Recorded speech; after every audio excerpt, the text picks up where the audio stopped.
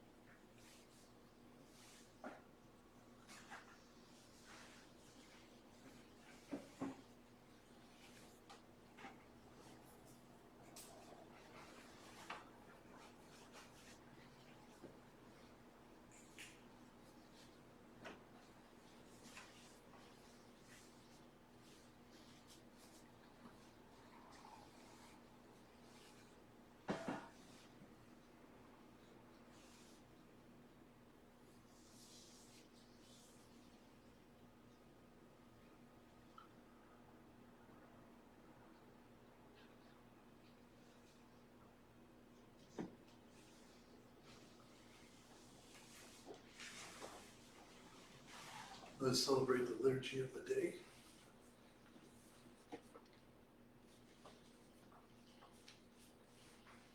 Let us share the peace. May all beings awaken to that peace which is our true home. Let us take refuge. I take refuge in the ground of being within which I live and move and breathe. Let us make the accord. I take sanctuary in the heart of being, accepting all of my delusions in thought, word, or deed, born of ignorance, hatred, and greed. Let us give thanks. I give thanks for all things, awakening to the interbeing of all nature. May my heart be open and my mind clear. And may all be free from suffering and the causes of suffering, and may all come to know that peace which is born of insight and understanding.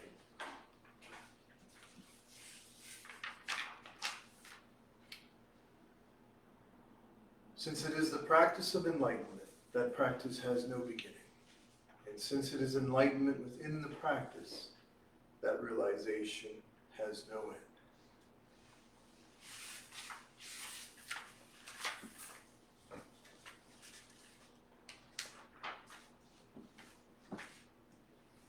So tonight we're going to continue with the in-depth study of my newest book, Oneness, the Cosmic Perspective, the Three Principles of Oneness. And tonight's chapter is called The New Emergent Myth. And because I was having such difficulty last time, I brought my cool blue reading glasses. Pretty cool. So there's three quotes tonight. The first is from Carl Sagan. Science is not only compatible with spirituality, it is a profound source of spirituality. When we recognize our place in the immensity of light years and in the passage of ages, when we grasp the intricacy, beauty, and subtlety of life, then that soaring feeling, that sense of elation and humility combined, is surely spiritual. The notion that science and spirituality are somehow mutually exclusive does a disservice to both. Next quote is by Joseph Campbell. Mythology opens the world so that it becomes transparent to something that is beyond speech, beyond words. In short, what we call transcendence. Without that, you don't have a mythology. Any system of thinking, ideologies of one kind or another, that does not open to the transcendence cannot be understood or classified mythologically. And finally, Wolfgang Pauli. I consider the ambition of overcoming opposites, including also a synthesis embracing both rational understanding and the mystical experience of unity, to be the mythos, spoken or unspoken, of our present day and age.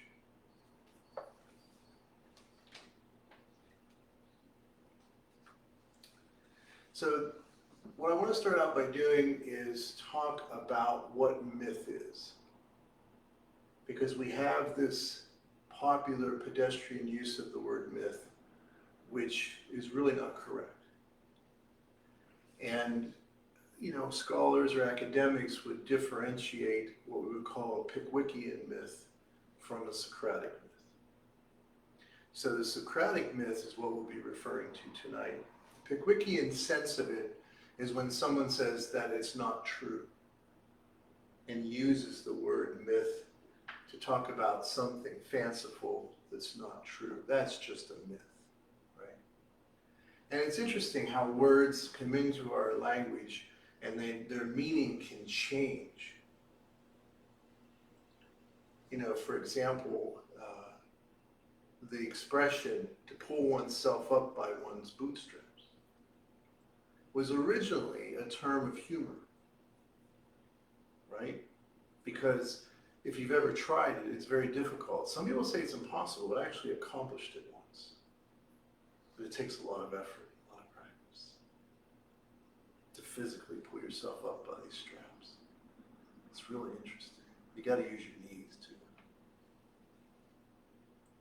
But then it was used many, many, many years ago to refer to the idea of someone who was going to step away from the conformity of the crowd and was not going to be dependent on the desires of others, but would be free and would choose that freedom.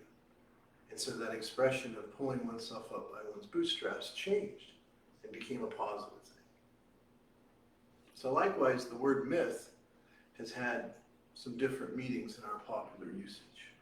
But we're going to stick with the Socratic version because that's really the correct one. So what is a myth? Well, there's a lot of different ways you can talk about it. I think of myth as the way that the cosmos makes itself known in our culture, in human culture, or you might say sentient culture. So it's the way the cosmos is made known in sentient culture. And it's a way to talk about the great mystery of existence. It's a way of explaining the unexplainable. And the language is always mystical.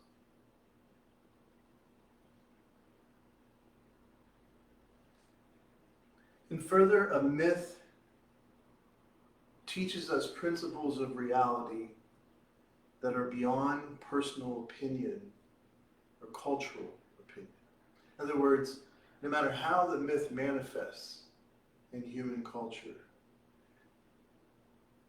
it is expressing something that's beyond the opinion of one person or one group. It's transcendent. It draws us out into transcendence.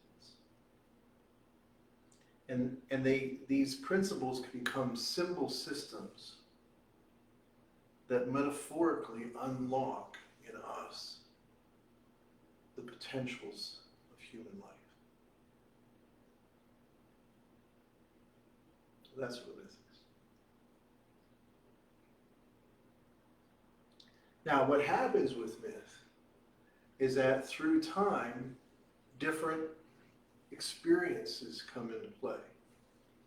And the mistake that people make with myth, and I think this is kind of where it got misconstrued as maybe something that's not true. But by the way, I'm wearing my cosmic ball of the solar system. The reason it kind of fell into that is because what happens with myth is that people tend to literalize it. They try to turn myth into something literal.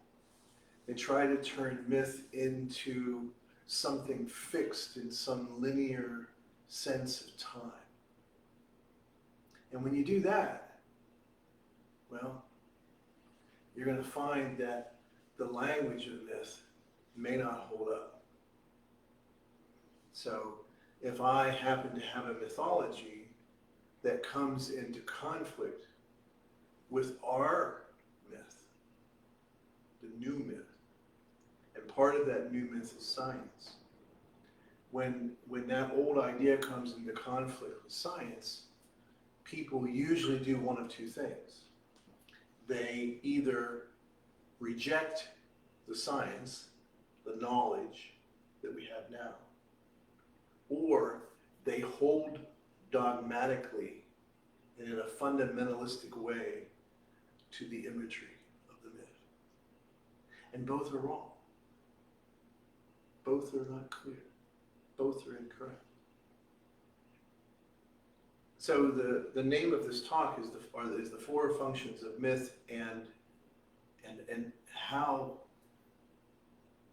these functions how these things can reveal the new mythos of our time. At least what I believe is the new mythos of our time. And it's not just me.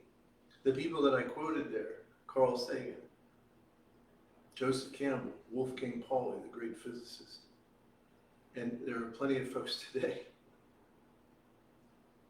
they're all seeing it. Because the thing about a myth is, it emerges. In other words, you're not really creating it. Now you might assist it in the way that it manifests, but it's kind of manifesting on its own. And it emerges through the great cosmic principle of change that we call evolution. And evolution helps things to emerge in a certain way so that it meets the needs of the time and space that you find yourself in.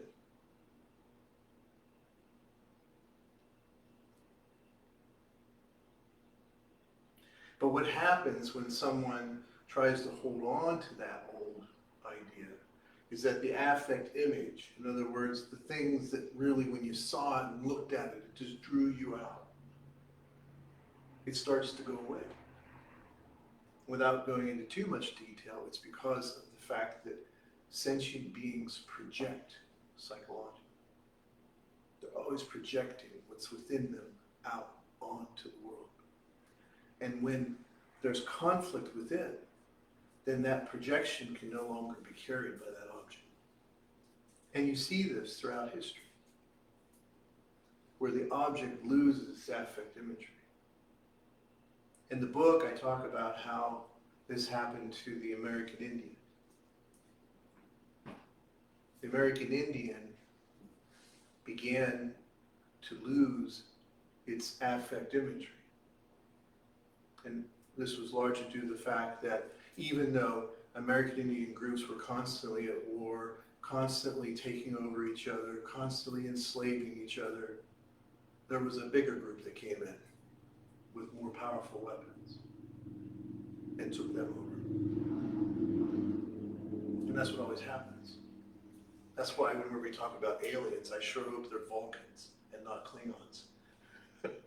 I said to my son the other day, what a great science fiction story, right? Take sort of the American Indian story and how that happened in the Old West and just apply it to an alien montage, right? And so what happens is that imagery is lost. And for some of the American Indians, the buffalo was that symbol. And when the buffalo was no longer there, they actually tried to bring in and adapt. And so they actually ironically brought in some Christian imagery and started to use language that sounded much more like what the dominant Christians were using. And they created the ghost dance. And they created these things that they thought would bring all the tribes together under this, common oppression of this new conqueror. And they tried. And it was a way to try to bring back the old. It didn't work. In our culture, because of the way within which science was beginning to sort of replace all our old ways of knowing, and then we had all those wars. By the time you get into the 60s and 70s, the affect images that once drew us out into the transcendent began to lose their mass appeal. And new images emerged. It's not an accident that the affect image of the seated, peaceful Buddha has become so ubiquitous. Lots of people will go down to the corner store, and if they have a garden supply place, there'll be lots of Buddhas. And people who have no connection to Buddhism will proudly put that Buddha there. Why? Because it's sexy? Maybe. I don't know if you call Hote sexy or not. Depends what you're good for. But it's drawing us. And what's fascinating is there have been actual studies that have shown that the image of the Buddha, if you take a classroom and you show them all the traditional images of religion. Everything from, you know, the Islamic crescent to the Christian cross. And you ask them very quickly to note, you know, on a scale, how positive is this image for you? Guess which one wins? Every time. Part of the reason I'm a Buddhist is not because the cosmos can't speak through all kinds of different vehicles. I just found this one to be the one that was emerging. And so I linked myself with that because of that reality.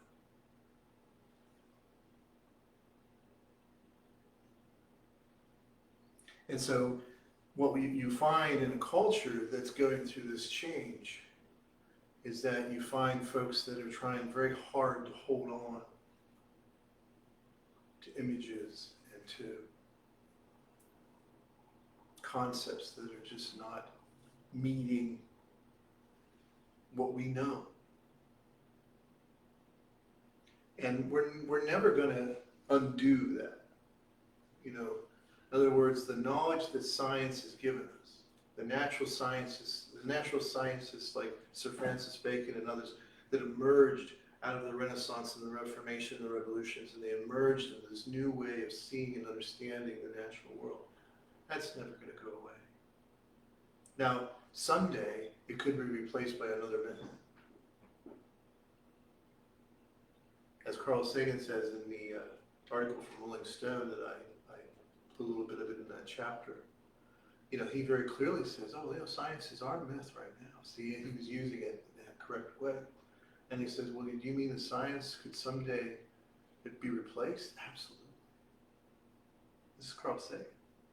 Absolutely. Because with new knowledge, new understanding, we may understand the world in a whole different way, and it may create a whole new thing that we give the name to our knowledge.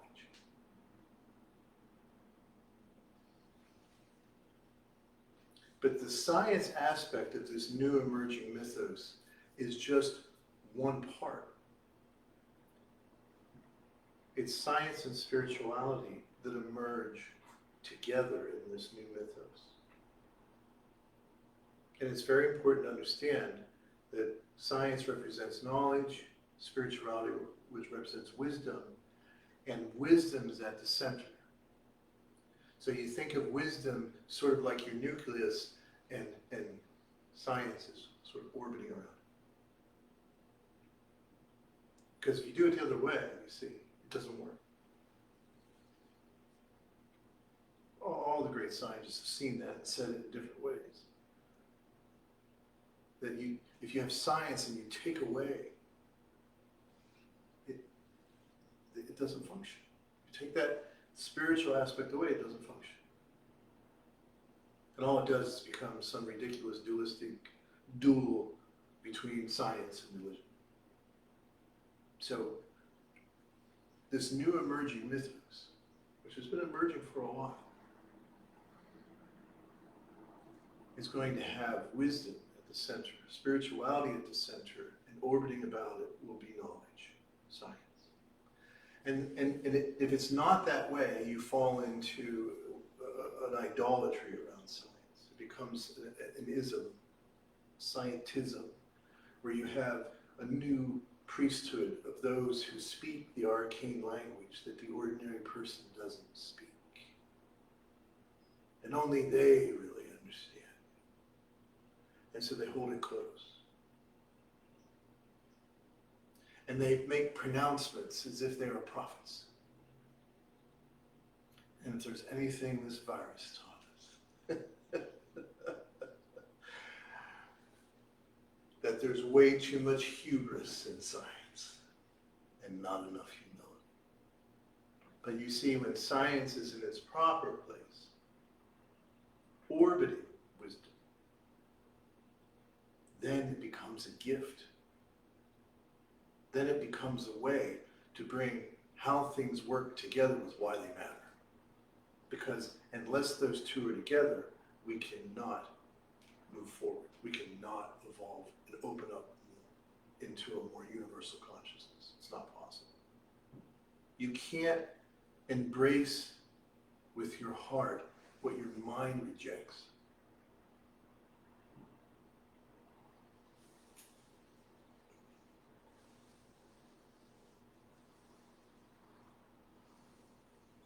So let me go into those four functions.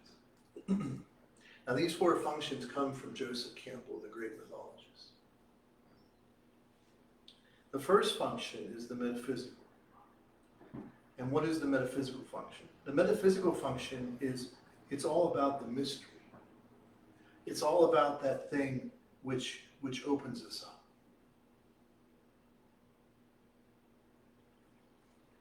It's about that sense of awe,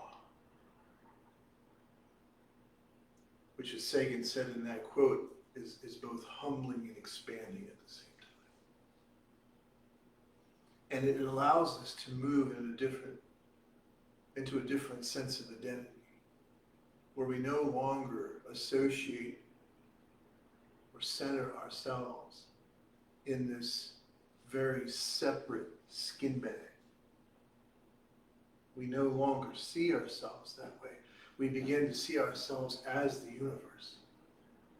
And it's very profound. And it changes the way you feel about, you think and feel about everything. Nothing is separate from you anymore. And you are everything. You are part of everything. And when you really begin to sort of let that marinate and fill you, it changes you. And everywhere you look, you see the connections. And it gets to a point where you can no longer see the separation. You understand it's there through delusion, but you no longer experience it. How do we practice that? Well, one great way to practice that is to make ourselves aware and understand the great majesty of this universe that we live in. And do that until the magic of it starts to penetrate our spirit. So that when we look into the night sky, there's a feeling of awe and reverence, and a feeling of knowing that there is no true separation. And when a person begins to experience that, and everybody has, sometimes they forget. Everybody has those experiences.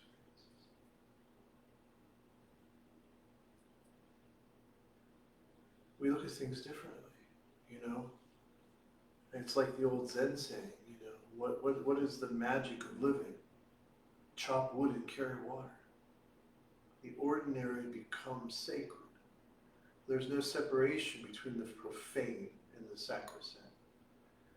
It's one. And as I always sort of jokingly say, you know, but I mean it. You take these invisible elements like helium and hydrogen, and somehow through some incredible evolutionary alchemy, you end up with Hendrix and Hepburn. Now, if that doesn't Godsmack you, then you're not seeing it. You're blind. Your eyes are not open. But when you realize that, you just want to stop people in the street.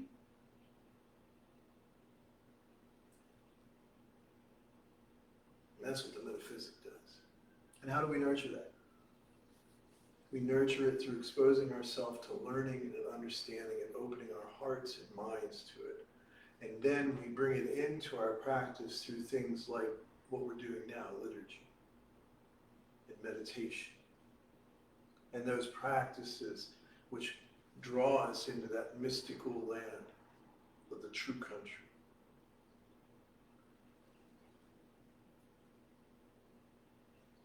The second is the cosmological function. And the cosmological function is really our knowledge of how things work, wedded to why they matter. And so for me, That's kind of like the practice of mindfulness. Mindfulness understood as a system of spiritual technology that allows us to speak from that new mythos. So for example, if I'm teaching someone about the interdependence of all life, I can do that by giving them scientific examples, maybe through evolutionary studies, or maybe through genetic studies, or maybe the study of viruses, that I can show them that relationship. I can show them the wonders of how interdependence is so great in this thermodynamic universe that the water that makes up most of my Pepsi at one time was drank by a velociraptor. That's magical, man. When I drink that Pepsi, that velociraptor, I feel that velociraptor right here. I do. Ask her.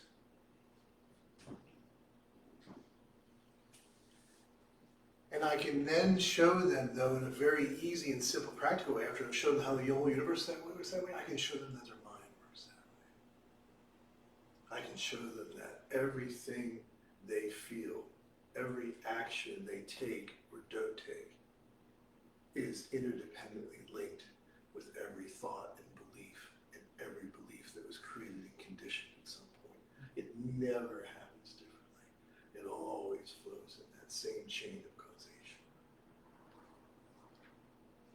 And when I want to try to help someone pass through it, I'm not going to tell them, honestly, lots of old fables and stories from a time before our knowledge of science. I'm going to use science because it's magical, man. I can easily comfort someone who's lost a loved one without ever referencing a sutra or referencing some old story from thousands of years ago.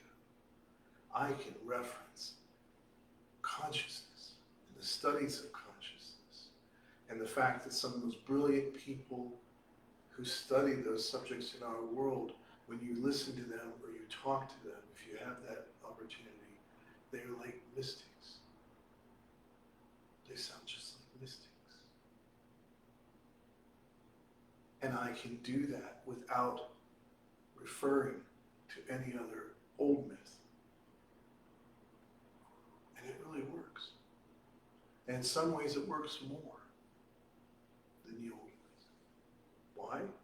Because our mind doesn't have to reject it.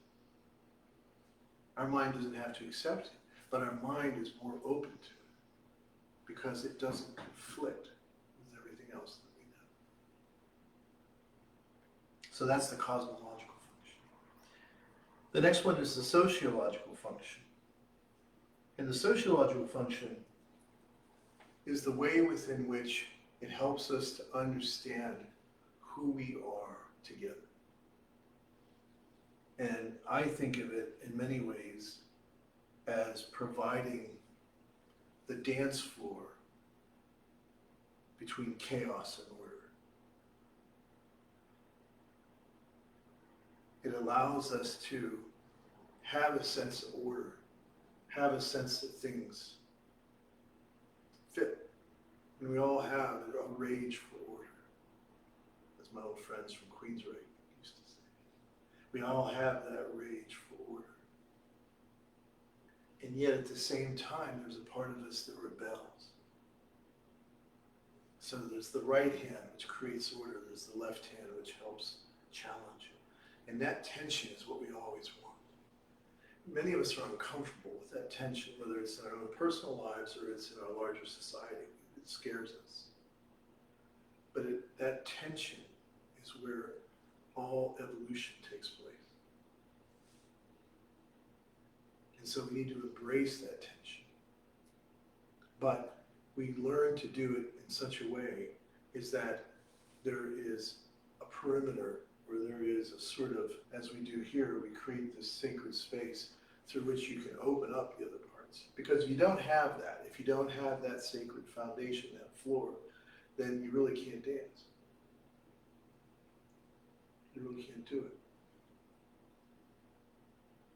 And I think of the way you bring this practice into place is you have to have some sort of vision. There's an old saying that where the people have no vision, they will perish. So you have to have a vision, a shared vision. And that's what this sociological function is about. And it allows this new mythos to sort of help us to find our way in that sense.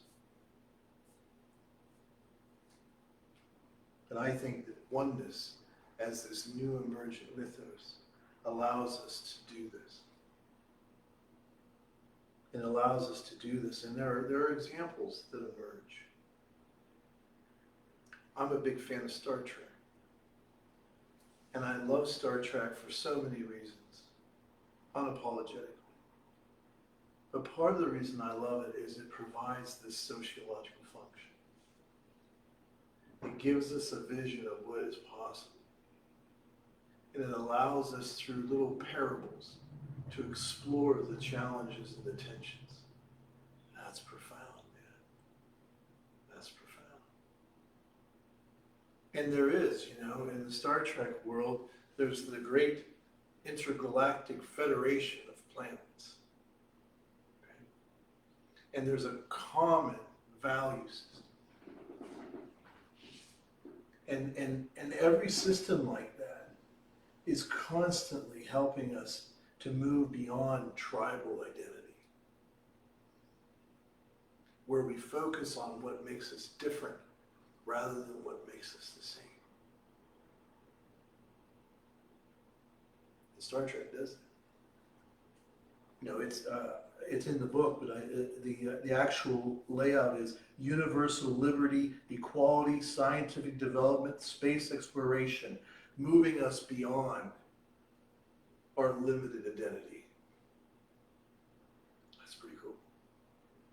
It's like the great one we have in this country, e pluribus unum. Out of the many, one. See, these are the things that a sociological structure builds. And the emerging mythos is one. And however we work that out, that is where the tension is. See? And that's the tension. But oneness points us in the same direction. That's what you find in things like Star Trek. And in our everyday life, I think that the precepts, like the precepts we take as a Sangha that guide us, or the vows, like the Bodhisattva vows, that's our value. Like companies have mission statements and value statements. Well, that's ours. The refuge, the refuge, the precepts, the vows, that's ours. But it provides that sociological function, so then we can dance between chaos and order. And finally, there's the pedagogical function.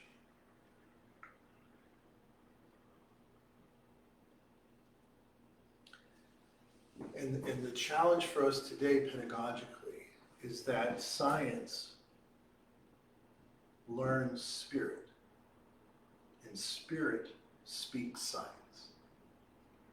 That there's no more the great divorce. Our new pedagogy, in essence, is that science speaks spirit, and spirit speaks through science. And that becomes the new pedagogy. And it's done out of, as I mentioned earlier, heuristic humility, not a harmful hubris. And these principles can help enlighten, liberate, and integrate the good, the bad, and the ugly. Any pedagogy which does not embrace the shadow, which does not embrace the good, the bad, and the ugly, is not whole and can never be whole. And it's a challenge, man. It's a challenge. When an individual comes to me and says, Sensei, I'm hurting, I'm suffering, help me. I have a pedagogy that I apply. And that pedagogy for me is the Three Principles of Oneness and the Four Directions System of Mindfulness. That's my pedagogy. But the greatest thing that I have to present to this person is that I have to help them somewhere, somehow integrate all the aspects of themselves that they want to leave out, that they want to erase. And every time I work with someone, you can see that it is the past they're wrestling with. Every individual. And the pedagogy helps them to reveal the past in a new way. Because the old way is to bring the past in as either something that I feel really guilty about, or the past is something that I long for, a nostalgia that doesn't bring me joy, but brings me sadness, a desire to go back to when it was better. And so that's the two things you find. Those who are guilty about the past and those that are looking backwards as if it was perfect. And so what you have to gently do is help them to realize that you can't erase the past. You can't push it off like it didn't happen. And it does not serve you to wallow in it, to come like some creature before a malevolent God on bloody knees, begging for forgiveness. Because all that does is further entrench the ego self. And it's really not about anyone else. It's about me trying to make myself clean by forgetting, by pretending that the ugly and the bad are not part of me. And the other challenge is for the person who has the paradisical perfection in the past, and helping them realize that whatever they thought they knew about the past was a fantasy and totally unreliable.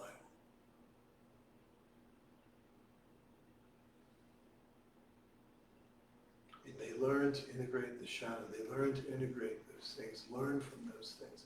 And the biggest thing they can do in the present is not to try to rebuild the past or pretend that the past can be wiped out, but integrate it in a new way so that one takes a new direction.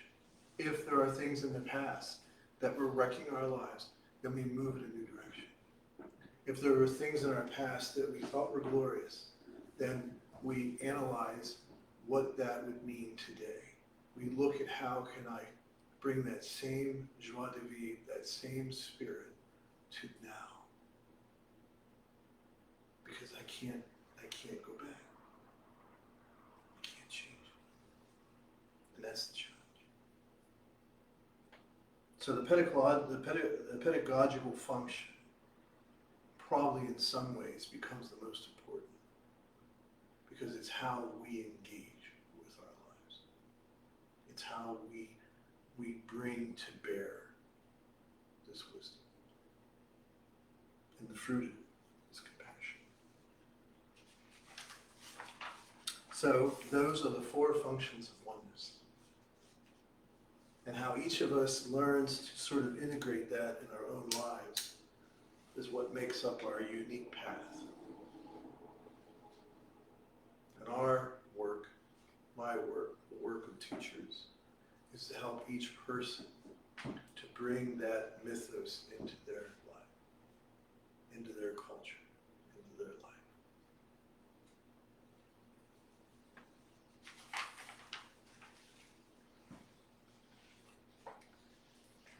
The moment we receive true and trusting, solid and clear like a diamond, infinite light and life embrace and protect us, liberating us completely. Let us recite together the four immeasurable vows. Sentient beings are numberless. I vow to liberate them. Delusions are endless. I vow to end them. The ways of compassion and wisdom are boundless. I vow to embody them. The way is unattainable. I vow to attain it.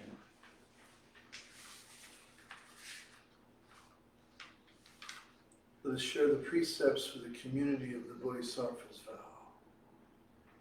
I allow my true self to manifest in all aspects of life. I take complete responsibility for my own life and all of my actions. I affirm my personal being and acknowledge it as a path to awakening and freedom. I embrace all aspects of my personal being, including my shadow, so that they may be transformed. I affirm an attitude of openness to my true self, even in the midst of suffering. We will now do the incense offering, and at the same time we will chant the mantra. Tonight we will chant the Nebutsu.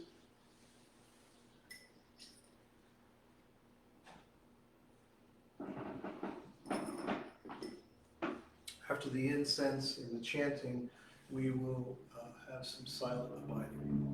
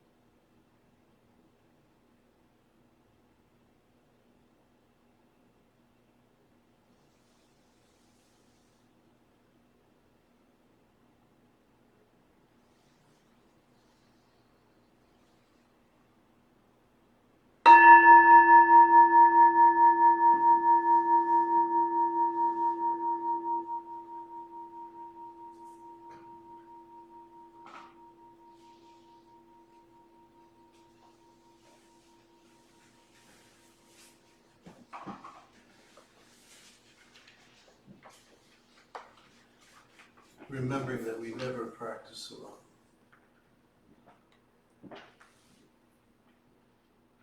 Let us offer this practice.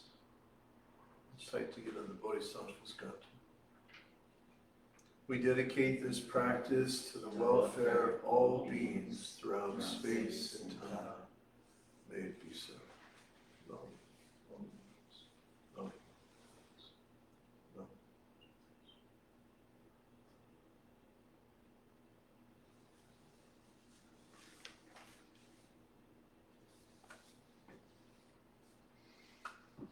Thank you for joining me for this celebration, and I look forward to seeing everyone again next week. As always, we have a number of good things for you to read. We have the newest book, the Three Principles of Oneness. We have our Precepts book, which is an outline of the history and practices of Buddhism. And of course, we have our Book of Common Meditation, which is what we use during these liturgies. And so it has all kinds of cool practices. So I hope you will check out our newest website, AskSenseiTony.com, and you will also consider becoming a member. And please, if we can help you in some way, please contact